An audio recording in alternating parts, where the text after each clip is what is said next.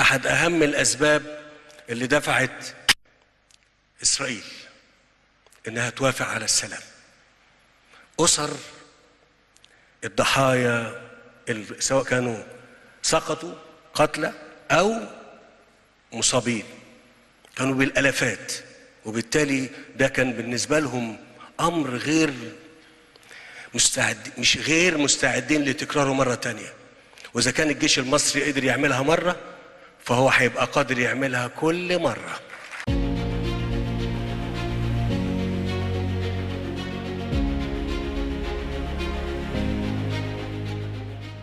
سماء مصر أصبحت محرمة على كل أهل الأرض. العنوان اللي سمعته ده بيهز الأرض تحت رجلين أعدائك دلوقتي. الكل رجله بتخبط، الكبير بتاعهم قبل الصغير.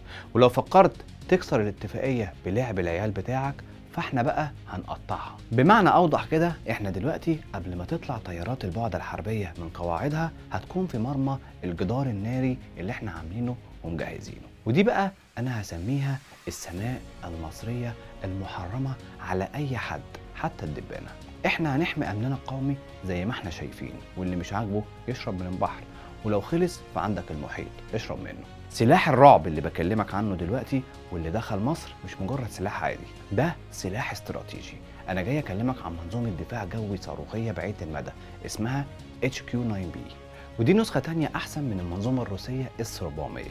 السلاح ده رفيع المقام غير قواعد اللعب في المنطقة، لأنه سلاح متطور جدا وبعيد المدى. تعال أقول لك قدرات السلاح ده إيه الأول. أهلا بيكم، أنا محمد فتحي، وجاي أقول لك الخلاصة من الآخر من غير هري كتير. وقبل ما أبدأ معاك عايز أقول لك إن السلاح موجود في مصر وتم نشره في كل مكان. صواريخ المنظومة دي قادرة إنها تضرب الهدف على بعد 300 كيلو متر، ده غير إنه يقدر يشتبك مع 50 هدف في وقت واحد. والأهداف دي ممكن تكون طيارات شبحية أو صواريخ جوالة أو صواريخ جو أرض، وكمان الصواريخ الباليستية التكتيكية. الرادار اللي فيها ثلاثي الأبعاد متطور جدا، بيشوف بزاوية 360 درجة، متخيل؟ وضيف على ده كمان إن التشويش ما بياكلش معاه، يقدر إنه يضرب طيارة بعيدة المدى الشبحية أول ما الطيار بتاعها يدوب يدور المحرك بتاعها. طيب أنت استفدت إيه بقى؟ هو ده السؤال المهم. أنت نوعت سلاحك، بمعنى إنك قلت لأمريكا مش هعتمد عليكي ولا هعتمد على أوروبا، لأنك حرفيا كل صفقة تسليحية بتعملها الكيان المؤقت يروح جري يعيط لماما أمريكا يقول لها لأ اديله أقل حاجة، وما تديش مصر أسلحة هجومية. الأسلحة دي كانت خطوط حمر حاطينها عليك. ونفس القصة مع دول أوروبا اللي أمريكا كانت بتضغط عليها لنفس السبب، علشان ما تديش مصر سلاح هجومي متطور. وخد بالك أوروبا دلوقتي بدأت تاخد التجربة المصرية نموذج وتنوع مصادر سلاحها، وتبدأ إنها ما تعتمدش اعتماد كلي على السلاح الأمريكي. الرئيس عبد الفتاح السيسي قدر إنه يغير كل قواعد اللعبة في المنطقة. مفيش تحالفات دايمة في العالم. الهدف الإسرائيلي الأول هو منع مصر من امتلاك سلاح جوي متطور بأي شكل وبأي ثمن. مصر بعد ثورة يناير عرفت إن الأمريكان ماسكيننا من إيدينا اللي بتوجعنا، فكان القرار الاستراتيجي هو تغيير العقيدة العسكرية للجيش المصري وتنويع مصادر السلاح مع كل الدول، علشان القرار يبقى في إيدك في الآخر، وبقينا نجيب أسلحة هجومية غصب عن أي حد. تاني حاجة، حطيت رجلك كقوة إقليمية يتعمل لها مليار حساب مش مليون بس، بمعنى إن اللي عايز يجرب يقرب بس مش هيرجع تاني. أوروبا أنت جبتها هنا كلها وبقت حليف، الصين جبتها هنا وبقت حليف، روسيا برضو جبتها هنا وبقت حليف. مصر غيرت قواعد اللعبة كلها على الأرض، ده غير إنك دلوقتي ماشي في خطة اللي هنجيبه هنصنعه، علشان عارف إنك دلوقتي هتكتب في التعليقات إحنا ليه ما بنصنعش الأسلحة دي. وده بقى اللي رعبهم دلوقتي في تل أبيب. انت دلوقتي مش هتصد بس، انت هتصد وهتضرب وهتخلي المعركة هناك مش هنا، فلسطين من النهر للبحر. تعال بقى اقول لك صحف الكيان المؤقت قالوا ايه عن سلاح الرعب ده. مجلة اسرائيل ديفنس، ودي بقى مجلة تبع الجيش الاسرائيلي، قالت ان اللي بيحصل ده انقلاب في موازين القوى الاقليمية، وقالت بالحرف كده مصر بتزداد قوة مرعبة.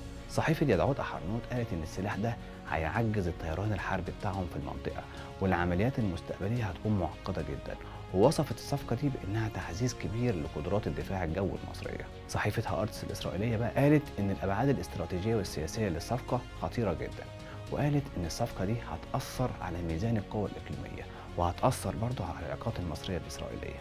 وأنا بقول لك اشرب من البحر. أخيرا بقى صحيفة تايمز أوف إسرائيل سلطت الضوء على قوة السلاح الصيني ده، وقالت إن إسرائيل عايشة في حالة قلق شديد جدا. عايز أقول لك إن العالم دول بيخافوا وما بيختشوش، معمل لهم جسر جوي فيه القنابل وكل أنواع القنابل، ولما تيجي تاخد سلاح يعيطوا ويصوتوا زي العيال للعالم كله، الحقوا مصر جابت سلاح. انا بقول لك من هنا انت لسه هتعيط كتير قوي، لان اللي جاي تخليص حق. اظن الرساله وصلت، وهتمشوا ومن غير سلام. بس خلاص، تحيا مصر. محدش يقدر يعتدي على مصر بشكل مباشر. ليه؟ لأسباب كتير جدا جدا، منها إن لديها جيش هو الأقوى في المنطقة ديت. أعمل إيه طيب؟ إحنا مخبيين كل حاجة. إيه رأيكم بقى؟ والله العظيم